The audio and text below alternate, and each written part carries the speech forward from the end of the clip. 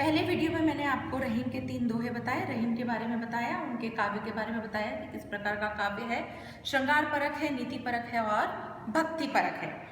आज मैं अब इस वाले वीडियो में मैं अब आपके सामने चौथा दोहा लेने जा रही हूँ। चित्रकूट में रमी रहे रहीमन अवध नरेश, जा पर विपदा पड़त है सो आवत यह देश। क्या कह रहे हैं रहीम जी कि चित्रकूट एक ऐसा स्थान है जहाँ पर कि लोग अपने मन की शांति के लिए आते हैं, क्योंकि वो जो स्थान है वो इतना रमणीय है, इतना सुंदर है, इतना अच्छा है कि वहाँ पर लोग आकर के और अपने दुख दर्द सब कुछ भूल जाते हैं।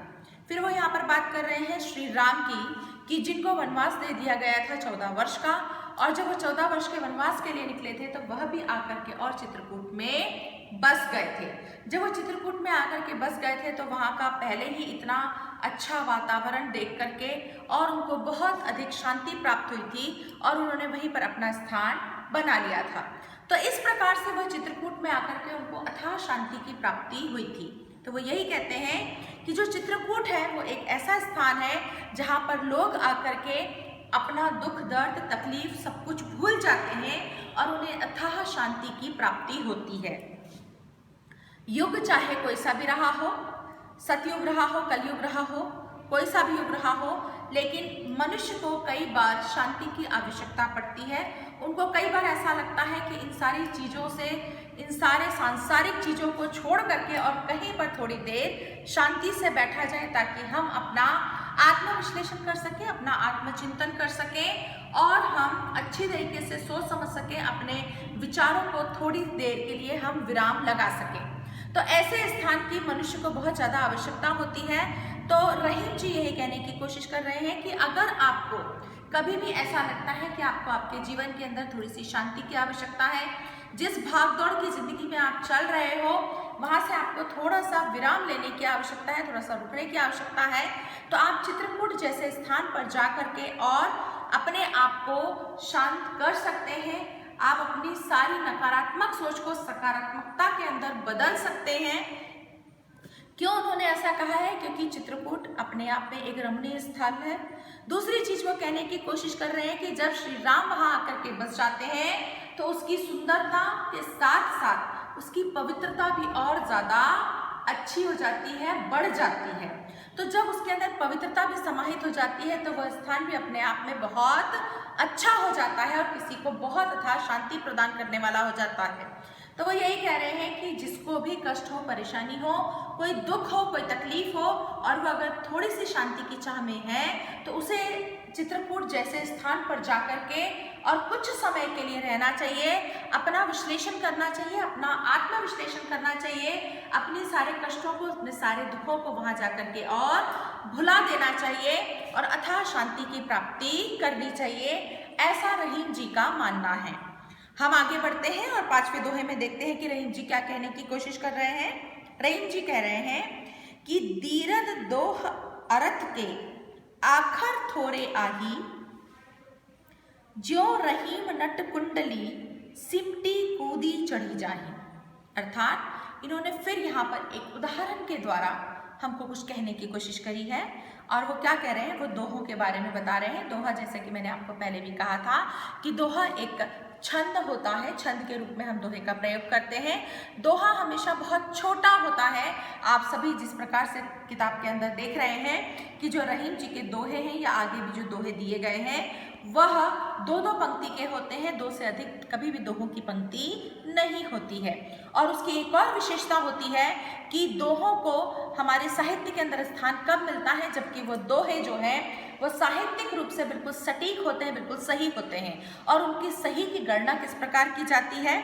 उनकी सही की गणना इस प्रकार की जाती है कि जो इसकी दोहे की जो पहली पंक्ति होती है उसकी हमेशा 11 मात्राएं होती हैं और जो उसकी दूसरी पंक्ति होती है उसके अंदर हमेशा 13 मात्राओं का प्रयोग किया जाता है। जब यह मात्राएं बिल्कुल बराबर होती है तभी माना जाता है कि ये दोहा बिल्कुल सटीक है, सार्थक है। अर्थात व्याकरणिक दृष्टिकोण से व साहित्यिक दृष्टिकोण से दोहा छंद अपने आप में पूर्ण है, इसके अंदर कोई भी त्रुटि या कोई भी गलती नहीं है।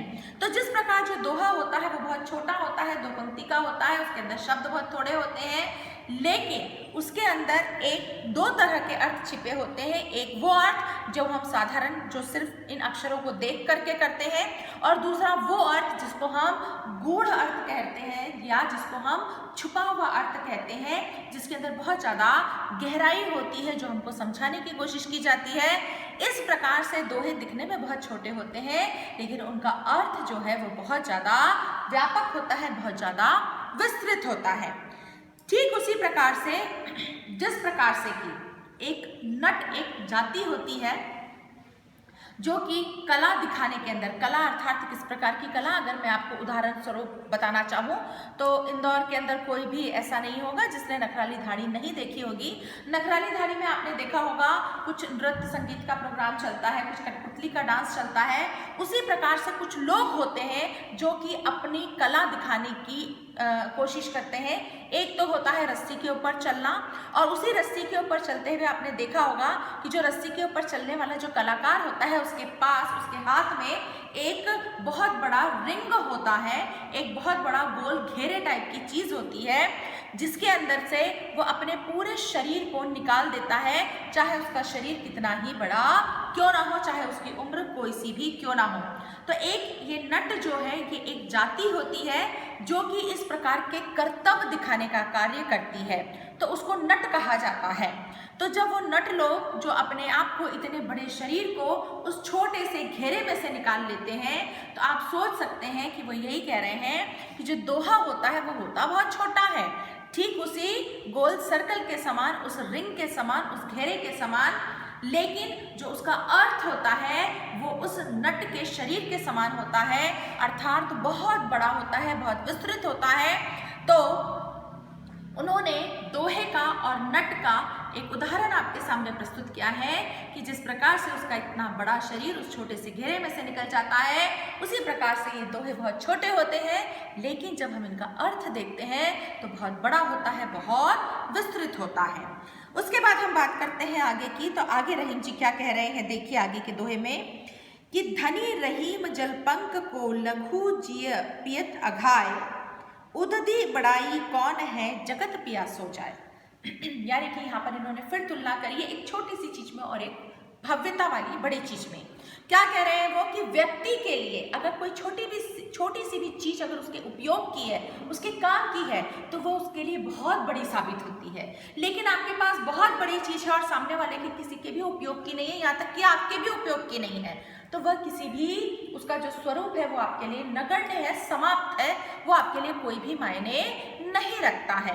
तो उन्होंने एक उदाहरण दिया है कि जिस प्रकार कि कीचड़ का जो जल होता है वह होता बहुत गंदा है, बहुत गंदला होता है, उसको हम किसी भी प्रकार से उपयोग में नहीं ला सकते हैं, लेकिन जो उसके अंदर जीव जंतु होते हैं वो उसी पानी को पी करके अपनी प्यास बुझाते हैं और अपने जीवन को यथावत रखते हैं, अर्थात वो उसके अंदर जीवित रहते हैं। ठीक उसी प्रकार से वो क्या कह रहे हैं कि जो समुद्र होता है वो बहुत बड़ा होता है, लेकिन जो उसका जल है वो किसी भी प्यासे व्यक्ति के लिए उपयोग का नहीं है। कोई भी व्यक्ति उसको उपयोग में नहीं ला सकता है। क्यों नहीं ला सकता है? क्योंकि आप सबको पता है कि वो जो जल होता है वह खारा होता है, उससे हमारा नमक बनाया जाता है। तो जो समुद्र का जल है वो किसी को जीवन प्रदान नहीं कर सकता। जो उसके जीव जंतु हैं उनको वो जीवन प्रदान कर रहा है क्योंकि वो समुद्र के जीव जंतु हैं, लेकिन जो दूसरे जीव जंतु हैं वो समुद्र के जल से अपनी प्यास नहीं बुझा सकते हैं, कोई व्यक्ति उससे अपनी प्यास नहीं बुझा सकता है। तो जो कीचड़ का जल होता है वो जीव जंतुओं को जीवन देने का कार्य कर सकता है, तो किसी के उपयोग का होता है, वो मनुष्य के उपयोग का नहीं होता है, लेकिन उसके अंदर फल फूल पनपते हैं तो वह हमारे भी उपयोग का हो जाता है। तो बड़ी चीज होने से कोई अर्थ नहीं होता जब तक कि उसका किसी के लिए कोई उपयोग ना हो, किसी की वो प्यास ना बुझा सके, किसी को वो जीवन ना दे सके। लेकिन जो कीचड़ का जल है वह किसी जीव जंतु के जीवन को बचा सकता है, इसलिए उसका महत्व जो है वह अपने आप में बढ़ जाता है। तो किसी भी चीज के छोटे या बड़ा होने से कोई भी अर्थ नहीं निकलता है। अगर वो आपके उपयोग की है तो आपके लिए बहुत अच्छी है, और अगर बड़े होते हुए भी आपके किसी उपयोग की नहीं तो वो आपके लिए पूरी तरीके से बेकार है। यही रहीम जी ने इसके अंदर कहने की कोशिश की है।